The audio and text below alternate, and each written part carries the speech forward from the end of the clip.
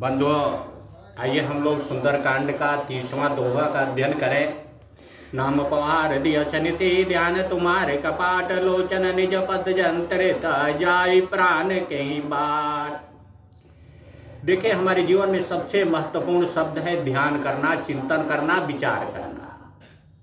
यही एक माध्यम है जिससे हम धर्म की ओर जाते हैं, जिससे समाज की ओर जाते हैं।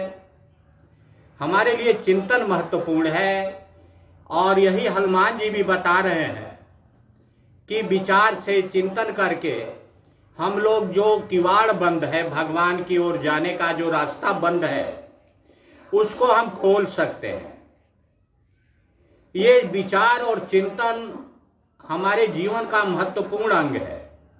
देखिए, मन हमेशा चलता रहता है, स्वप्न की अवस्था में, सोने की अवस्था में, चलने की अवस्था में। विभिन्न प्रकार के राग और द्वेष हमारे विचार में भ्रमण करते हैं और हमारे प्रभु यही बताना चाहते हैं कि राग द्वेष को भूल जाओ, क्योंकि अकेले आओ, अकेले जाना है। तो किससे मेरी दोस्ती है और किससे मेरी दुश्मनी है? ना किसी से दोस्ती, ना किसी से दुश्मनी। अरे जब जाने को होगे तो सब खत्म हो जाएगा। इतना बड़ा दुख पैदा होगा कि उसी दुख में छटपटाने लगोगे। सब दुनियादारी भूल जाएगी। बस एक ही याद रहेगा कि हे भगवान, मेरे दुख का हरण कर लीजिए। जैसे भीष्म पितामह बाणों की सैया पर इतना दर्द हो रहा था कि उन्हें प्रभु ही याद आ रहे थे, दूसरा कोई याद नहीं आ रहा था। जब दुख दर्द होता ना, मृत्यु इस तरह नहीं आती है।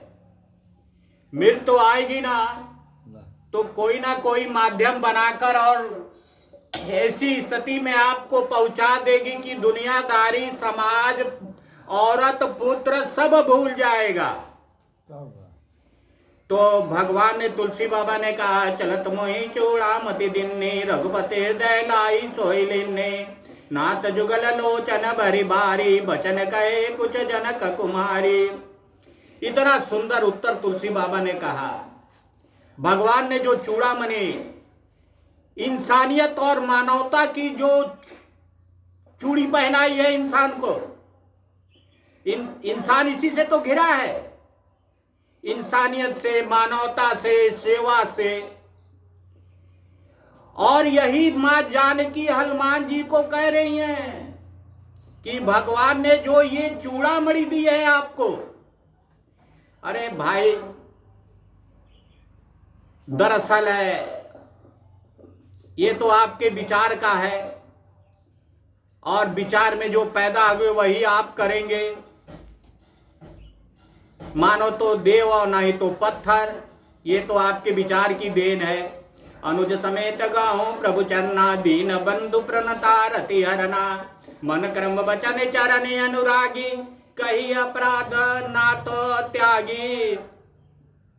बंधो, इंसान के पास 3 शस्त्र हैं, मन, काम और वाणी। अगर इसको आदमी ने साध लिया तो आराम से भगवान के घर चला जाएगा, यानी परमात्मा में आत्मा मिल जाएगी।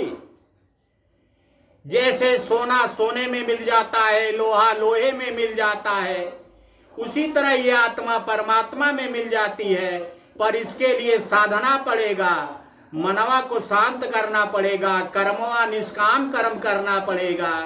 वाणी ऐसी बोलिए कि दूसरे को अच्छा लगे, ऐसी वाणी मत बोलिए कि किसी को बुरा लग जाए। तो यही तो हमको तप करना है। तप करने का मतलब क्या होता है? अपने मन पर, अपने कर्म पर, अपने वाणी पर ख्याल करना। अब ये थोड़ी नहीं है कि एकादशी भूख लिया और मनवा में सपना चल रहा है, अखिया दूसरे जगह जा रही है, कनवा दूसरे जगह जा रहा है और वणिया तीसरी बात बोल रही है। भैया, इसको समझना पड़ेगा, विचार करना पड़ेगा, तभी जाके आपका जीवन सफल होगा। अन्यथा भैया, ये जीवन सफल नहीं होगा।